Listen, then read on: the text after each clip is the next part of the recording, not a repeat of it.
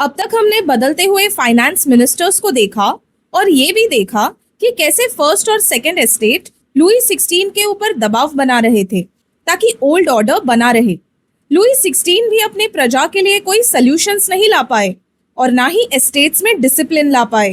वे अपने पर्सनल महत्वाकांक्षाओं से कभी बाहर नहीं निकल पाए और ना ही एक प्रभावशाली शासक बन पाए। इसके परिणाम क्या होंगे ये देखेंगे हम इस मॉड्यूल में। नेशनल असेंबली ने सितंबर 1791 में फर्स्ट कॉन्स्टिट्यूशन का ड्राफ्ट कंप्लीट किया। इसका मुख्य उद्देश्य मोनार्की के पावर्स को लिमिट करना था। ये पावर्स अब एक व्यक्ति के हाथों में केंद्रित ना होकर डिफरेंट इंस्टीट्यूशंस जैसे कि लेजिस्लेचर, एग्जीक्यूटिव और जुडिशरी में बांट दी गई।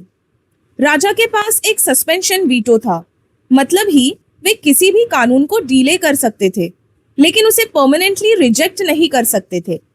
इसे फ्रांस एक कॉन्स्टिट्यूशनल मोनार्की बन गया। कॉन्स्टिट्यूशन की शुरुआत 26 अगस्त 1789 में declaration of the rights of man end of the citizens से हुई।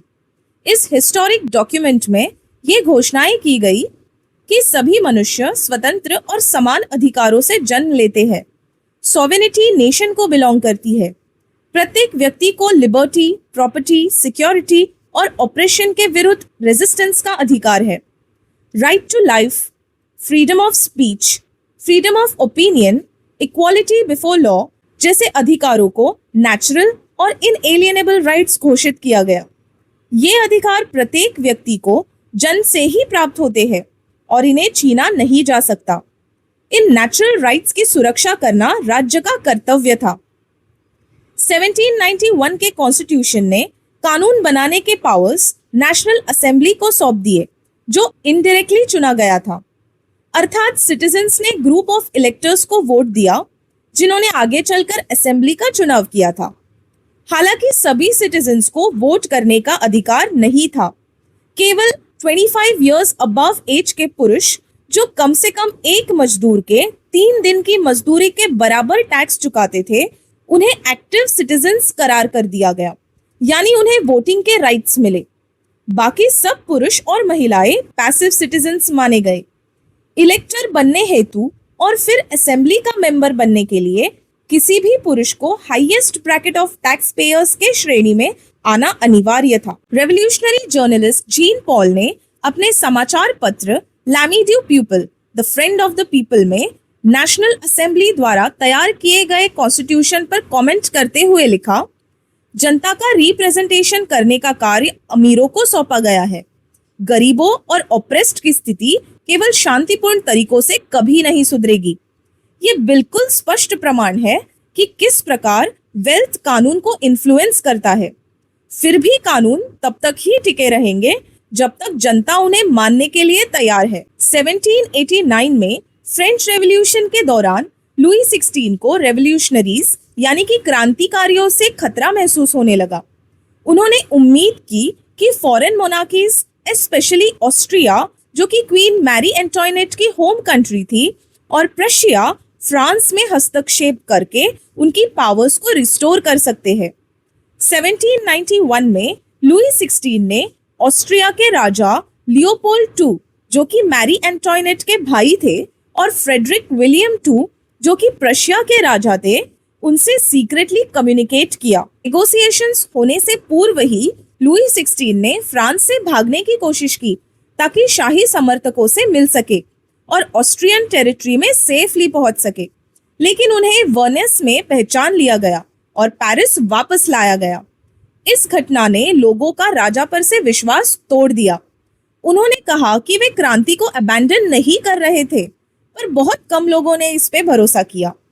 बढ़ते हुए रेवोल्यूशनरी थ्रेट्स को रिस्पॉन्स देते हुए ऑस्ट्रिया और प्रशिया ने मिलकर डिक्लेरेशन ऑफ पिलनिट्ज इशू किया, जिसमें यह कहा गया कि वे फ्रांस में इंटरवीन करेंगे यदि अन्य यूरोपियन पावर्स उनका साथ दे तो। ये घोषणा भले ही सिंबॉलिक थी, लेकिन इसे विदेशी साजिश का प्लॉट कंफर्म हुआ और रेवोल्यूशनरी रेडिकलिज्म को और हवा मिली। इससे पहले कि ये सब हो पाता, नेशनल असेंबली ने अप्रैल 1792 में प्रशिया और ऑस्ट्रिया के खिलाफ वॉर डिक्लेयर कर दिया। हजारों वॉलेंटियर्स प्रोविंसेस से सेना में शामिल होने के लिए सहभागी हुए। वे इस युद्ध को जनता का युद्ध मानते थे, जो पूरे यूरोप की राजशाही और एरिस्टोक्रेसीज के खिलाफ लड़ा जा रहा था। पोएट रॉगेट डी लीजले ने ला मार्साई, जो कि एक पेट्रियोटिक सॉन्ग था, उसे कंपोज किया। इसे पहली बार मार्साई से आए वॉलेंटियर्स ने गाया जब वे पेरिस की ओर मार्च कर रहे थे, और इसी कारण इसका नाम ला मार्साई रखा गया, जो फ्रांस का नेशनल एंथम है। रेवोल्यूशनरी वॉर से जनता को नुकसान और इकोनॉमिक डिफिकल्टीज का सामना करना पड़ा। जब पुरुष सीमा पर वॉर्स लड़ रहे थे, तब महिलाओं को घर चलाने की और परिवार की देखभाल की जिम्मेदारी उठानी पड़ी।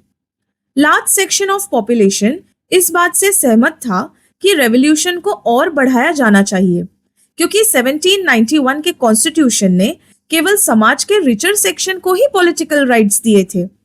इस समय पॉलिटिकल क्लब्स उन लोगों के लिए एक इम्पोर्टेंट प्लेटफॉर्म बन गए जो गवर्नमेंट पॉलिसीज पर चर्चा करना और अपने कार्यों की योजना बनाना चाहते थे। इन क्लब्स में सबसे मोस्ट पावरफुल, सक्सेसफुल और प्रभावशाली क्लब था जेकबिन्स क्लब, जिसका नाम पेरिस के सेंट जेकब नाम के पुराने कॉन्वेंट से लिया गया था। महिलाएं भी जो इस पूरे समय एक्टिव रही थी, उन्होंने भी अपने क्लब्स बनाए। इसे हम आगे चल के पढ़ेंगे। अभी जानते हैं जेकबिन्स के बारे में। जेकबिन क्लब के सदस्य मुख्य रूप से less prosperous section of society से बिलोंग करते थे। इनमें small shopkeepers, artisans, shoe makers, pastry cooks, watch makers, printers इत्यादि शामिल थे। इनके लीडर थे मैक्सिमिलियन रॉबेस्पियर। जेकबिन्स के एक बड़े समूह ने निर्णय लिया कि वे लॉन्ग स्ट्राइप ट्राउजर्स पहनना शुरू करेंगे, जिसे सैन किलेट्स भी कहा जाता था, जो डॉक वर्कर्स पहनते थे।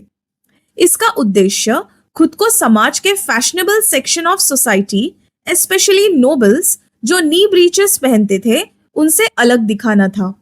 सैन किलेट्स पुरुष रेड कैप पहनते थे, जो लिबर्टी का प्रतीक था। हालांकि महिलाओं को ऐसा करने की अनुमति नहीं थी। 1792 के समर्स में जेकबिन्स ने बड़ी संख्या में पैरिसियंस के साथ एक विद्रोह की योजना बनाई, जो high prices of food grains और शॉर्ट सप्लाईज से परेशान थे। 10 अगस्त 1792 की सुबह उन्होंने पैलेस ऑफ टूलरिस पर हमला किया।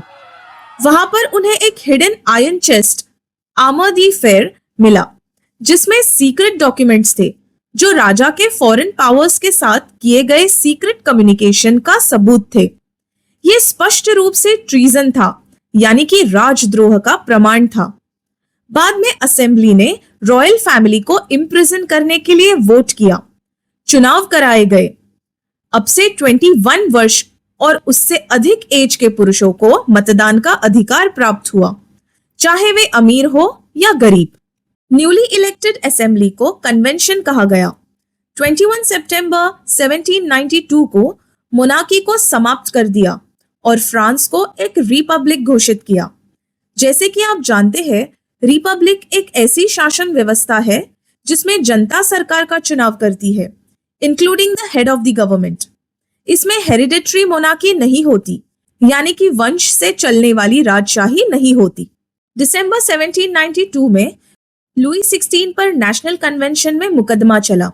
उन पर राजद्रोह का आरोप लगाया गया। जनवरी 1793 में वे दोषी करार किए गए।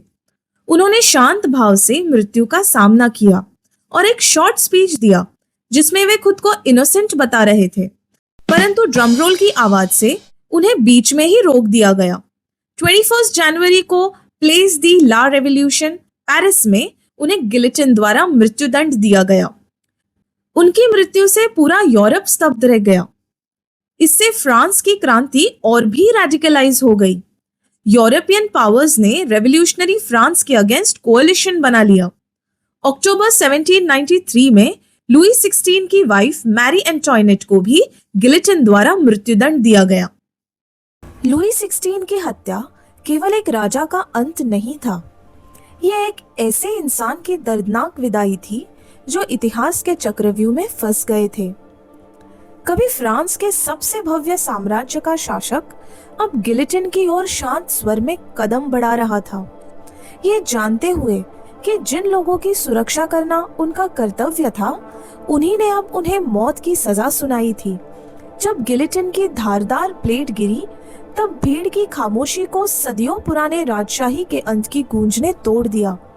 उसी क्षण राजशाही की जगह क्रांति ने ली और एक पिता, पति और राजा इतिहास में महज एक प्रतीक बन के रह गए। कुछ के लिए ये न्याय था और कुछ लोगों के लिए गहरी पीड़ा और पछतावा।